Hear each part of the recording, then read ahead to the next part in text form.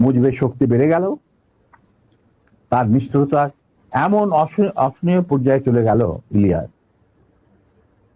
লুটপাট, মার ধর, চোরাচালান, নকল টাকা ছাপানো ভারত থেকে, এই সমস্ত মানে একটা আমাদের মনে অস্তিত্বই এমন অবস্থায় গিয়ে থাকলো যে মানুষ একদিন মুজিবের জন্য দোয়া করেছিল যে আল্লাহ, এই মুজিব আমাদের চোখের মনি, আমাদের বাঁচাবে, দেশকে স্বাধীন করবে, বাঙালিদের ন্যায্য অধিকার আদায় করবে। সেই মুজিবের জন্য লোকজন আল্লাহর কাছে দোয়া চাচ্ছিল যে আল্লাহ আমাদের আজাদ দাও, নমরুদের হাত থেকে আজাদ দাও, আমরা শেষ মরে যাচ্ছি, সব কোথাও কোনো কেউ নেই প্রতিবাদ করা। এরই পরিপ্রেক্ষিতে তাদের নেতৃত্বে সংগঠিত হয় একটা সেনা বিপ্লব।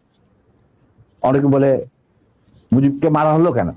মুজিব তো মারা যায় নাই, মুজিব নিহত হয়েছে একটা সেনা অভ্যুত্থানের ঘটাকালে। সেনা অভ্যুত্থান তো আর খালেদাতে মার্বেল খেলে না, ওখানে দুই পক্ষ থেকেই গোলাগুলি হয় এবং হতাহত হয় দুই পক্ষে। যেমন মুজিবের পক্ষের কিছু লোক মারা গেল, সেভাবে বিপ্লবীদের, সেনা অভ্যুত্থানকারী বিপ্লবীদের তরফ থেকে কিছু লোক প্রাণ হারায়। এটাই বাস্তবতা। কিন্তু তারা বিজয়ী হয়ে গেল, বিপ্লবীরা বিজয়ী হলো, তারা ক্ষমতা তাদের নিজে হাতে নিয়ে নিল। স্বতঃস্ফূর্ত ভাবে